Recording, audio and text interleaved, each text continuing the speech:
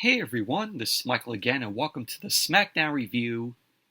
Smackdown tonight was from the Kaseya Center in Miami, Florida. And this was Smackdown's go-home show for the Royal Rumble, which is tomorrow night. And Smackdown tonight, I thought it was a decent show. I thought Smackdown was much better than Monday Night Raw on Monday. Had a lot of good, decent wrestling tonight. We had Santos Escobar versus Carlito.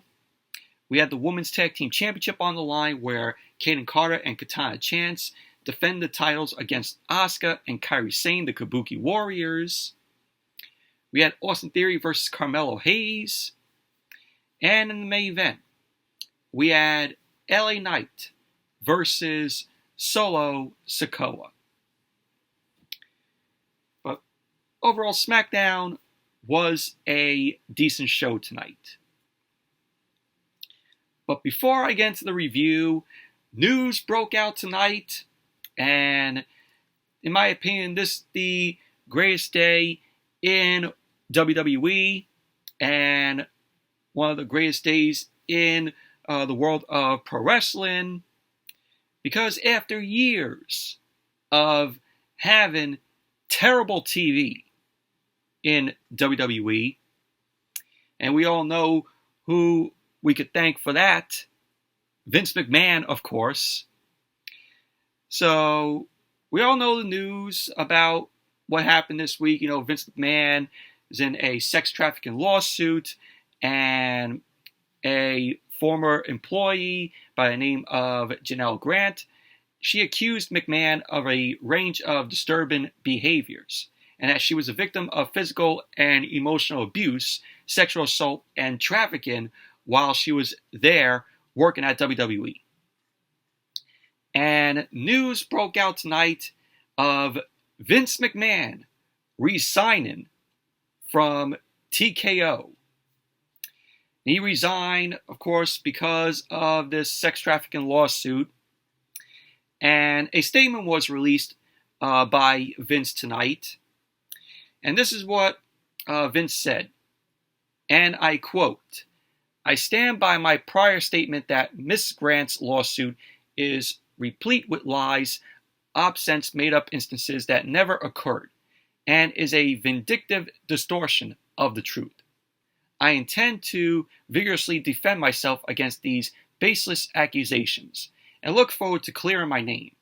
However, out of respect for the WWE Universe, the extraordinary TKO business, and its board members and shareholders, partners, and constituents, and all the employees and superstars who helped make WWE into the global leader it is today, I have decided to resign from my executive chairmanship and the TKO board of directors effectively immediately."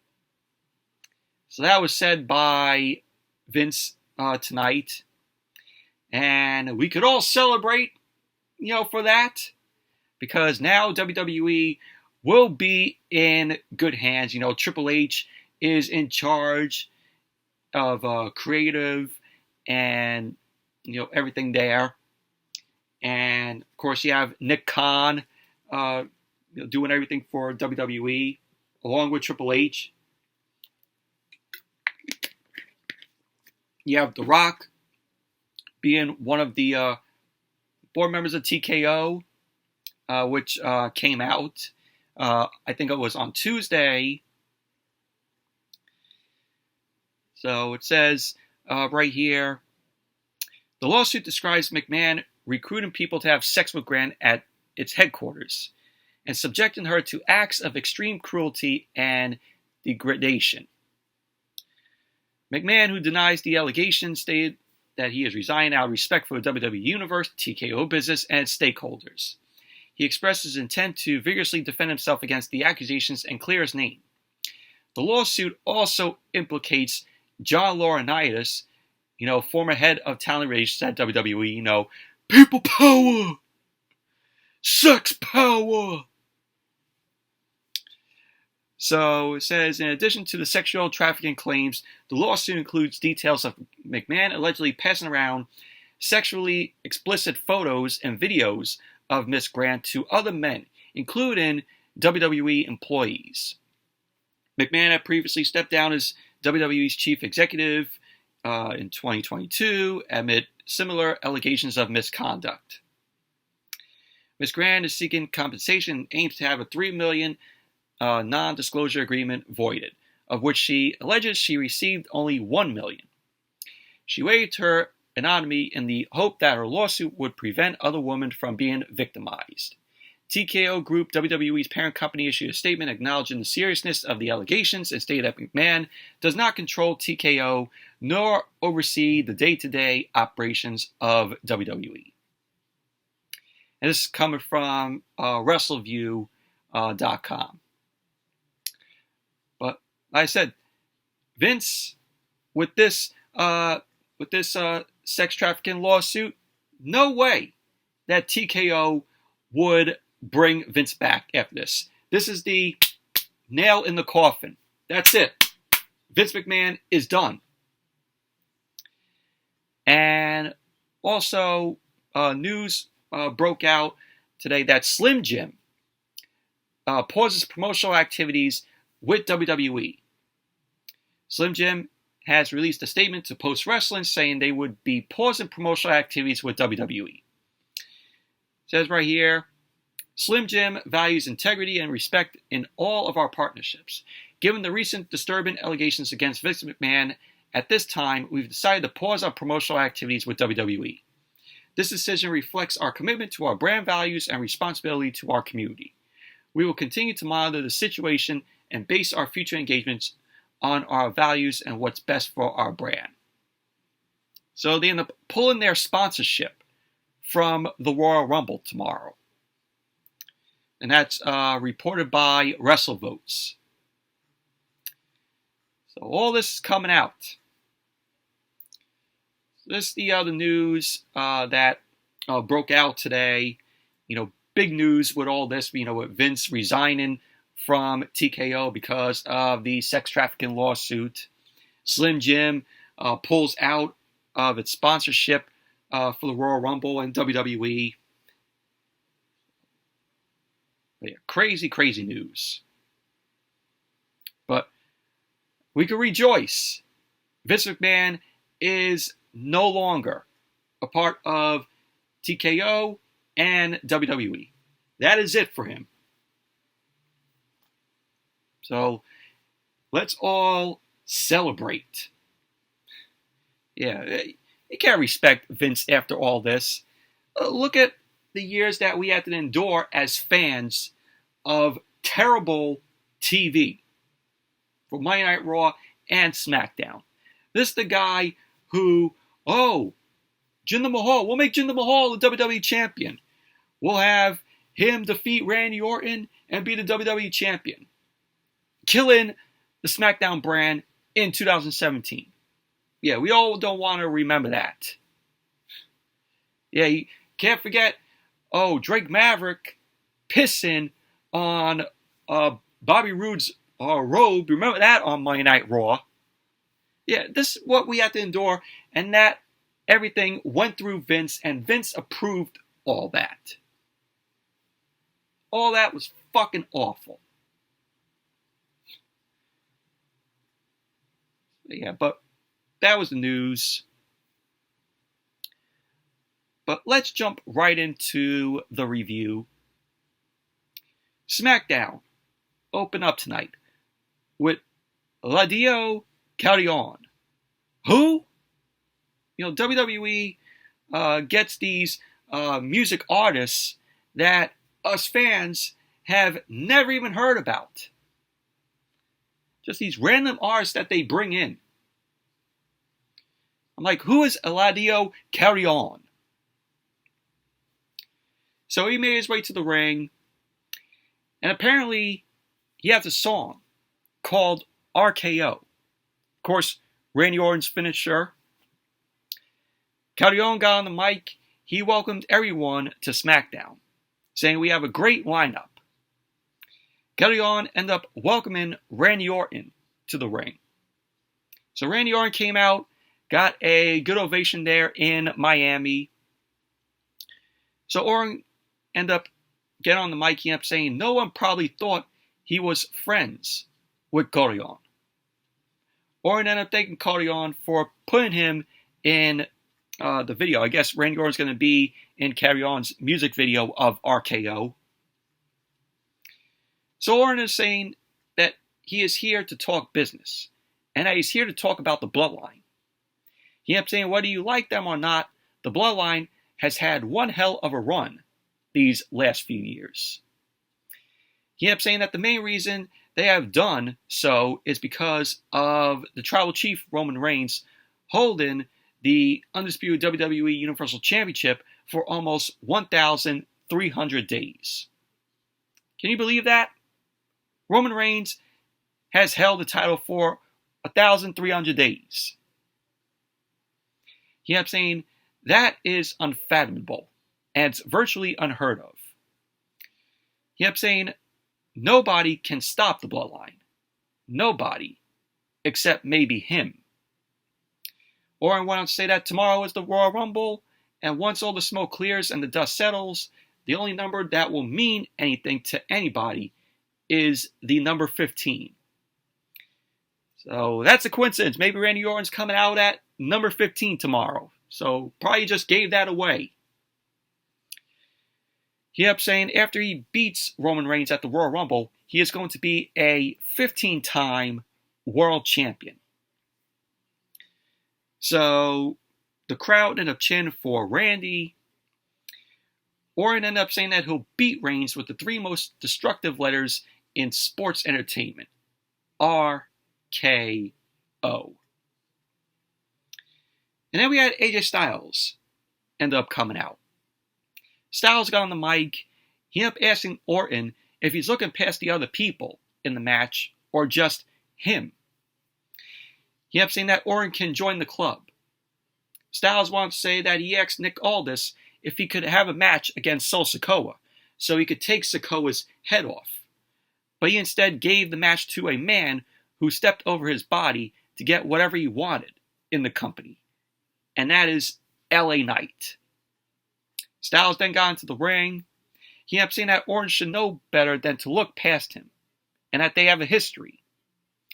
Styles ended up saying that after Orton gave him the RKO last week, he's got a receipt coming. He ended up saying tomorrow night at the Royal Rumble, he'll be stepping over Orton, over the Tribal Chief, Roman Reigns, and then he got interrupted by LA Knight. Yeah! So LA Knight came out, got a big ovation from the crowd. Of course, Knight does a shtick on the mic. He ends up saying, "Let me talk to you." He ended up saying that since Styles has come back, all he's done is whine and complain. So Knight ended up mocking. He ended up saying, "Quit your crying, dummy." Knight ended up saying that he doesn't want to be facing Sikoa, but Paul Heyman must think he is the biggest threat. He ended up saying that he'll go against Sikoa and won't complain about it, and that he'll kick Sikoa's head off. Then he'll go to the Royal Rumble, step over Orton and Styles, and become the next undisputed WWE Universal Champion. And then Knight was like, yeah. So Knight ended up walking off. Styles then ended up kicking Orton, and Styles ended up delivering an overhead kick to Orton's skull. And that was how the segment ended. But overall, I thought this segment was just boring, in my opinion, to open up the show. Thought it moved very slowly. This Lotto Carlito, I'm like, who is this guy? Nobody's even heard of this guy.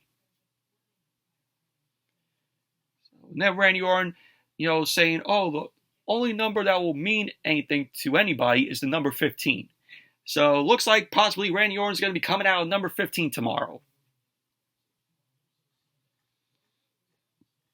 But overall, I thought the opening was boring. And then we had the first match of the night. Carlito versus Santos Escobar. Carlito was accompanied by Joaquin Wilde, Cruz del Toro, and Zelina Vega. Escobar, of course, was accompanied by Angel and Humberto. And this was a very good match here. Really enjoyed it. Carlito and Escobar both worked really well here in the match. So, match ended up getting in the way. Carlito laid in some left hands to Escobar. He ended up knocking Escobar into the corner. Carlito started stomping him down. Escobar ended up elbowing Carlito back. He ended up chopping Carlito's chest. So Carlito bounced Escobar off the turnbuckles. He ended up chopping Escobar down. Carlito ended up sending Escobar into the ropes, but Carlito lowered his head, and he ended up eating a kick from Escobar. Escobar then ended up hitting the ropes. Carlito came back and avalanched Escobar down, started punching away at him. So Escobar ended up begging Carlito off of him. He then pulled Carlito face first into the second turnbuckle. Carlito rolled out to the apron to recover. Escobar ended up knocking Carlito to the floor. He ended up going for a plancha, but Carlito ended up grabbing Escobar by his throat. That led to Angel and Humberto distracting Carlito on the outside. Escobar then took Carlito out with a suicide dive, and then SmackDown went to commercial. Then when SmackDown came back from the commercial, Carlito ended up elbowing out of a chin lock locked in on Escobar. Escobar ended up sending Carlito into the ropes and caught him with a clothesline, which looked very weak. And then we had Escobar end up going for the cover. Carlito kicked out. So Escobar then ended up grabbing Carlito's arm. He bent it over the top rope. Escobar ended up catching Carlito with the double knees to his chest in the corner. Escobar got Carlito on the top rope, and he ended up pinning a Super Hurricanrana on Carlito. He ended up going for the cover, and Carlito ended up kicking out. Carlito then ended up hitting a pair of clotheslines to Escobar. He ended up sending Escobar into the ropes for a drop kick. Carlito then ended up going for a vertical suplex. He ended up dropping Escobar for a snap neck breaker. He ended up going for the cover, to which Escobar ended up kicking out. So Carlito ended up hitting a clothesline, and he turned to see Humberto on the apron. So Carlito hit the ropes. Angel ended up pulling the middle rope down to knock Carlito out of the ring. So the LWO and Legado del Fantasma, they began brawling at ringside. Del Toro climbed to the top rope. He had pinned a somersault plancha to Angel and Humberto to the floor, which was great. Zelina Vega got on the apron. And Elektra Lopez, who managed Santos Escobar and Cruz del Toro Joaquin Wild when they were down in NXT, she appeared. Elektra Lopez ended up sweeping Zelina Vega's feet and ended up attacking her. So Carlito was then distracted, and then he was rolled up by Escobar, and there you go. Santos Escobar ended up winning the match. So Elektra Lopez is now with Santos Escobar and also Angel and Humberto. Really liked Elektra Lopez when she was managing Santos and Cruz del Toro and Joaquin Wild down in NXT. That's what made Legado del Fantasma a really good group when they were down in NXT. But overall, this was a very good match between Escobar and Carlito. Carlito, taking another loss. It has not been a good return for Carlito.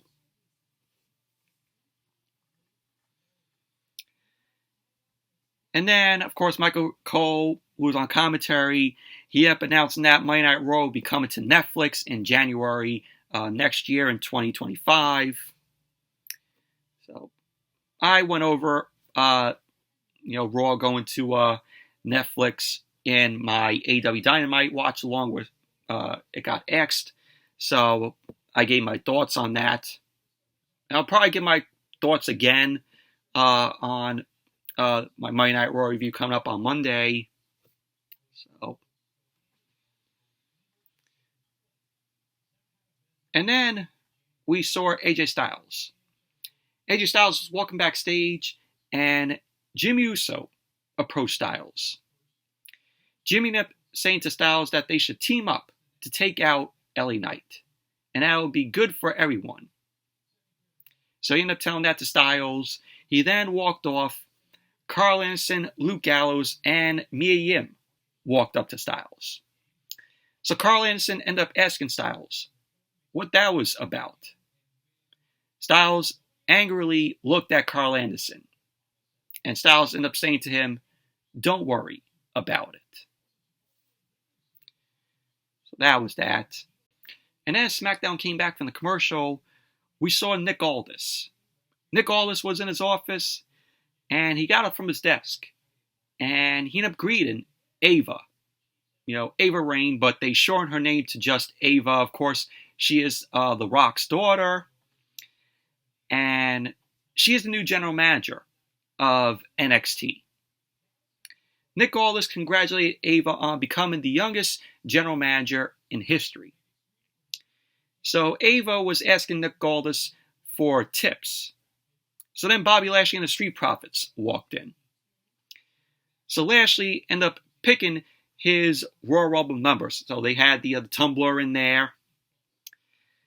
So, which they should do every year. I missed the tumbler. I don't like when superstars go out there and say, "Oh, I am entering myself into the Royal Rumble." We should have the tumbler every single year, like we saw tonight on SmackDown. Have the tumbler, let the superstars choose their number, and we don't know what number they will be. We should do that every year like they used to do back in the day. Not have, like I said, superstars go out there and say, "Oh, I am entering myself in the Royal Rumble." No, it should be a surprise to know what number they will come out to. So then, Legado del Fantasma walked in. Santos Escobar ended up taking his number. And Lashley ended up saying to Escobar that he hasn't forgotten about him. So pretty much that was that. And then we had a video package where Bayley ended up talking about the pain of her rehab and how mad she was about being out while others were doing great things. She wanted to say that this is her year and she will win the Royal Rumble and challenge Rhea Ripley for the Women's World Championship. She kept saying, along with the Kabuki Warriors winning the Women's Tag Team Championship, Damage Control will have all the gold. She kept saying that it's not a story, it's a destiny. So that was the other video package that Bayley ended up cutting. But we'd like to see Bayley, win the Rumble here. She's been on a losing streak. Let's give her, a win. Let's make her win the Rumble.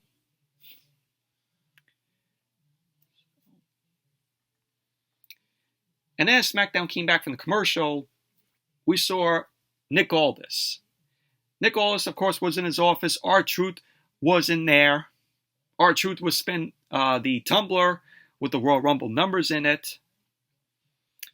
So R-Truth ended up taking his number for the Rumble. He looked at it, and he wasn't happy. He ended up saying that he thinks he has to quarantine.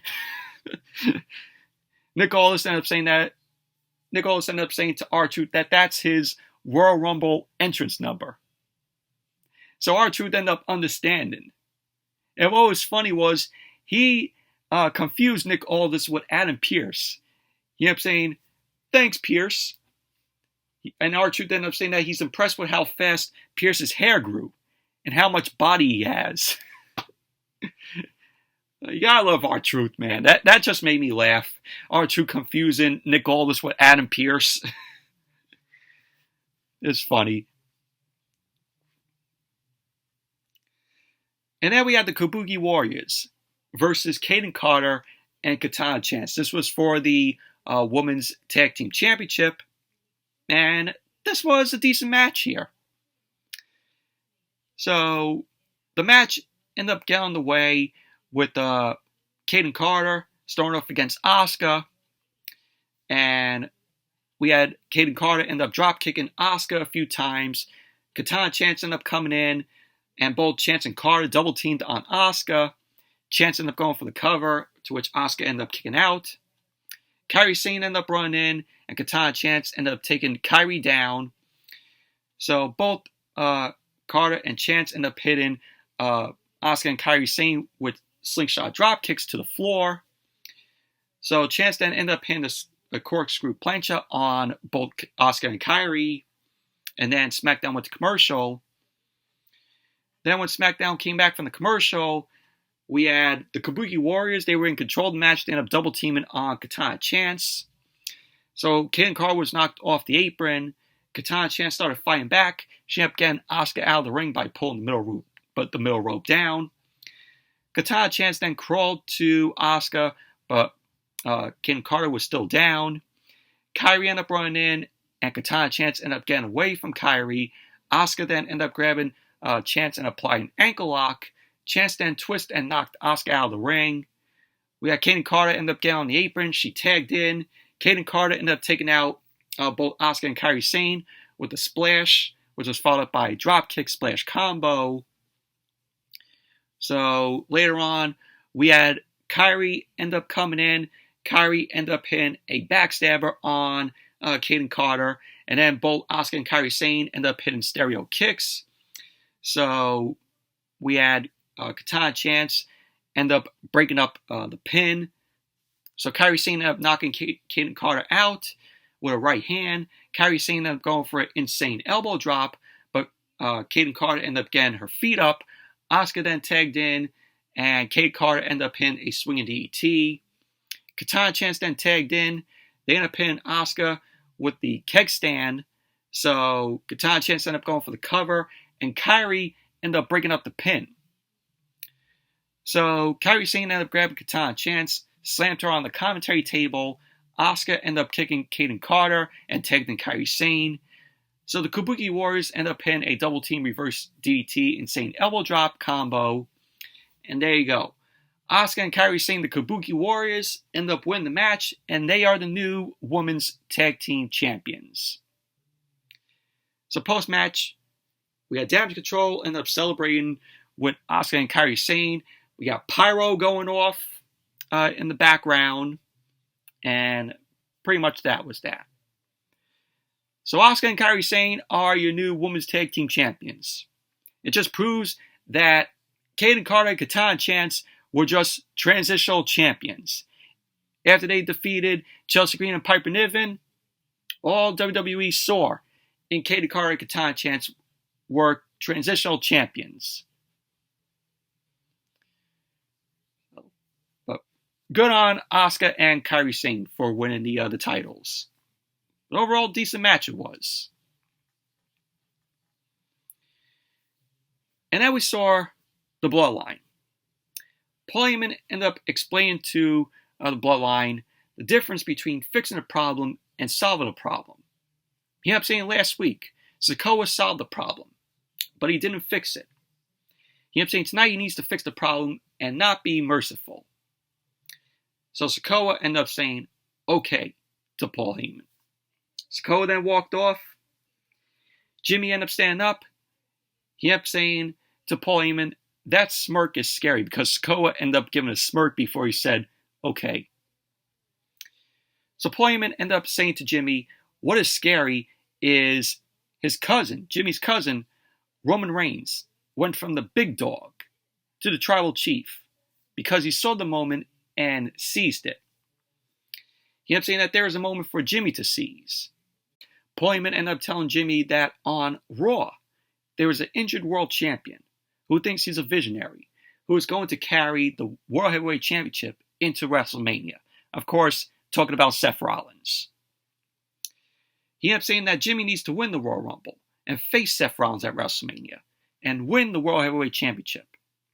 He ended up saying that the line of succession to who is truly the tribal heir all starts at the Royal Rumble. So that was pretty much that. And then as SmackDown came back from the commercial, Bayley ended up coming into Nick Aldis's office. And she was off-put because Bianca Belair was in there. So Bayley ended up asking what number Bianca has. To which Bianca ended up telling her she's not going to tell Bayley, but she'll be a 2-time Royal Rumble winner. So Bayley then took her number, her entrance number for the Royal Rumble. She opened it up, and she did not look too pleased about the number she chose, or the number that she's going to be entering in the Royal Rumble. Pretty much that was that. And then we had Bobby Lashley and the Street Profits.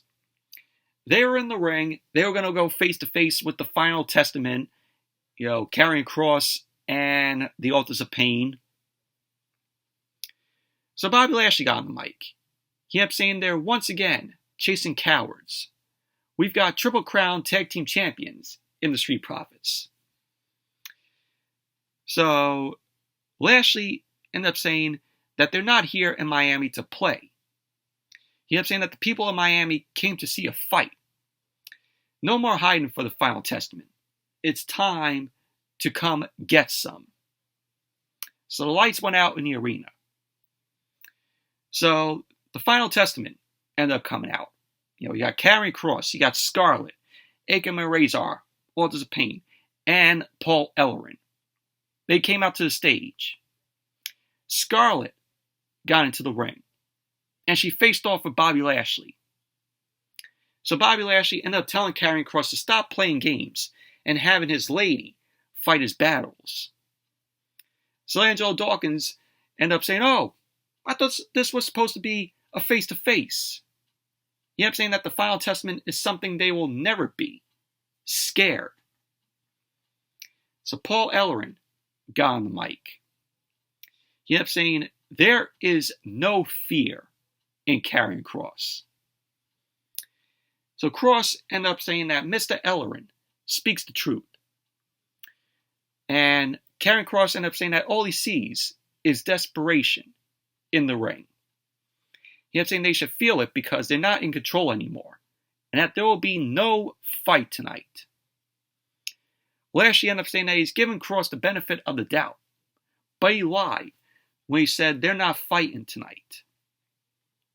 So the Profits end up leaving the ring to go after Kross and the Authors of Pain.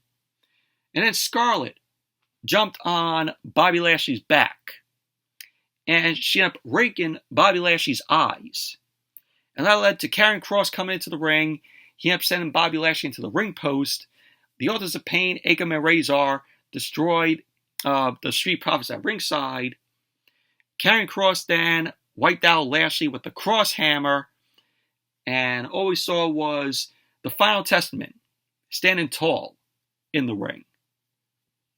Pretty much that was basically that. But this was a good segment here. Really liked it. It's good that we got to hear Paul Ellering on the mic for a little bit.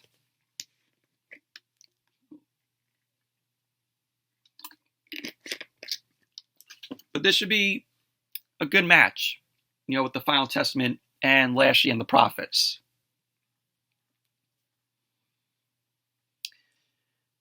And then we saw Jimmy Uso.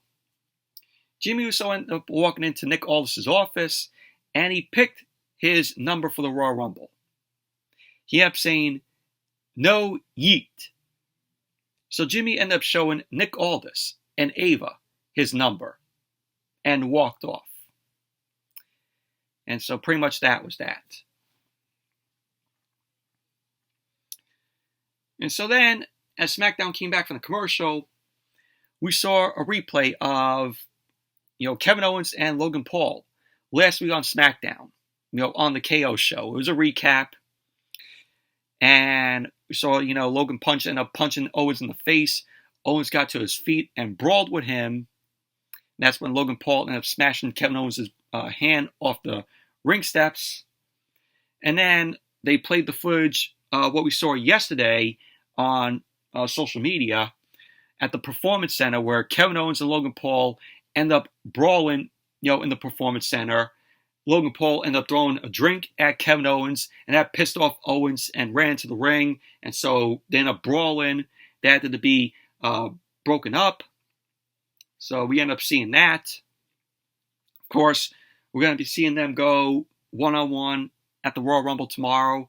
Logan Paul will defend the United States Championship against Owens. So we'll be seeing that tomorrow. And then we saw Austin Theory versus Carmelo Hayes. And this was a decent match here. Of course, Austin Theory being accompanied by Grayson Waller. Match ended up starting with Carmelo Hayes, ended up drop kicking Theory, ended up chopping his chest. Theory ended up kneeing Hayes down. He ended up going for a back suplex to Hayes. Hayes flipped through. Hayes ended up taking Theory down, and Theory got out of the ring to recover with Grayson Waller. Theory ended up getting in some forearms to Hayes' face. Theory ended up throwing Hayes out of the ring, and he distracted the ref, and Grayson Waller took advantage. He got a cheap shot in on Hayes, and then SmackDown went to commercial. Then when SmackDown came back from the commercial, Hayes was in control of the match. He started forearming away at Theory. He ended up hitting a run of forearm and a knee to Theory. Hayes then ended up hitting a headlock slam, which was followed by a face buster. He ended up going for the cover, to which Theory ended up kicking out. So Hayes ended up going to the middle rope, and Grayson Waller distracted him. That led to Theory pulling Hayes off the ropes. He ended up hitting the ataxia for a near fall, and Theory couldn't believe that. So both Hayes and Theory were trading roll-ups. Theory ended up grabbing Hayes' tights, and there you go. Austin Theory ended up winning the match. Post-match, Waller and Theory ended up double-teaming on Hayes.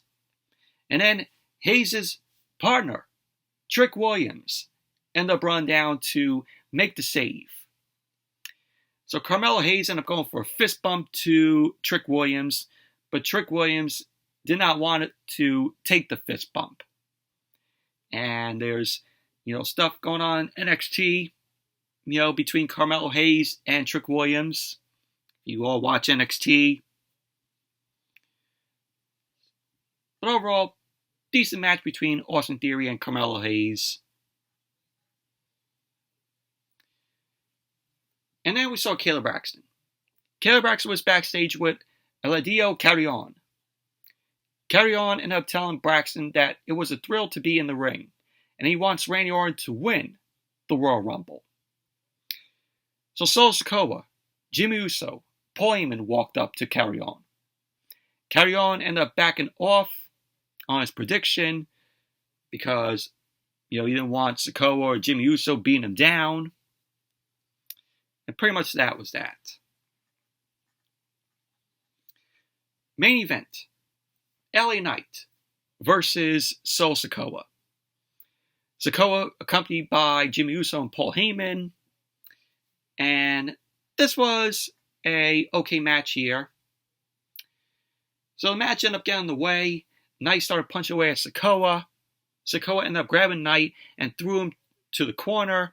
He then ended up hitting the avalanche to Knight. Sikoa then started punching Knight down. Knight ended up coming back. He ended up punching back at Sikoa. Sikoa ended up putting Knight on the apron, but Knight ended up shouldering Sikoa, ended up hitting a slingshot shoulder tackle. Knight ended up getting Sikoa on his knees. He started stomping on his hand. Knight ended up drop kicking Sikoa out of the ring and smashed Knight's injured hand off the apron. So Knight then ended up slamming the hand off the commentary table and the ring steps. You had Jimmy end up distracting Knight. Knight ended up scaring Jimmy back. He ended up going for a slingshot shoulder, but Sikoa ended up uppercutting Knight out of midair. And then SmackDown went to commercial. Then when SmackDown came back from the commercial, Sikoa was in control of the match. He ended up delivering the Samoan drop to Knight. Sikoa started stomping away at Knight. Knight ended up fighting back, but Sikoa ended up reversing the whip. He lowered his head. He ended up eating a kick from Knight. So Sikoa quickly rebounded with a clothesline to Knight. He then lifted Knight up.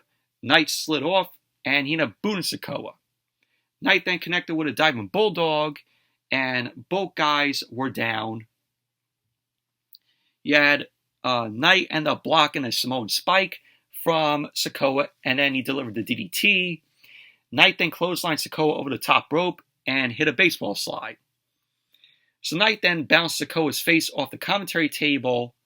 Knight then ended up turning, and all we just saw was AJ Styles delivered the phenomenal forearm to Knight, which that caused a disqualification. So LA Knight won the match by disqualification.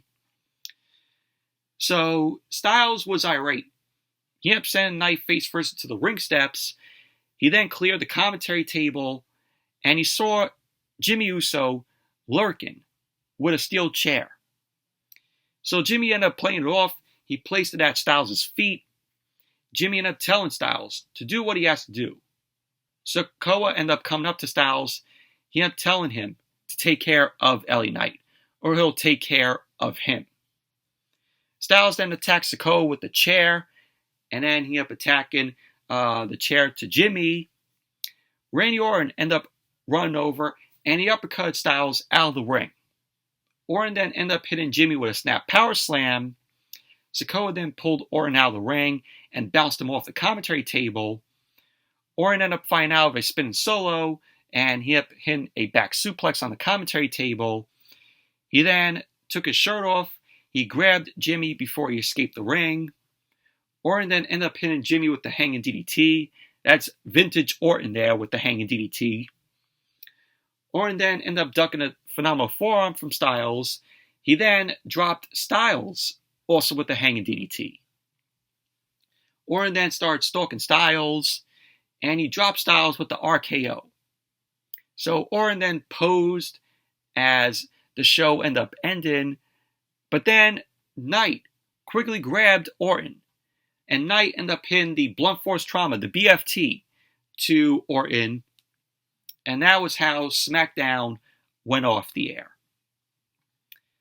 Overall, really like this ending here.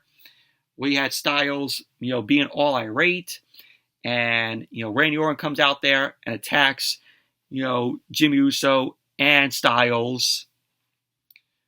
And match was okay, with Knight and Sikoa. But overall, decent SmackDown it was. It was a lot better than Monday Night Raw that we saw on Monday. But looking forward to the Royal Rumble tomorrow. Should be a decent show. We're looking forward to it. But anyways, that's it for my review of tonight's SmackDown. Thank you all for watching. Hope you all enjoyed this review. Definitely give the video a thumbs up, comment, subscribe, and I'll see you all with the Royal Rumble review, which possibly might be up on Sunday, so that will be uploaded. So see you all with the Royal Rumble review.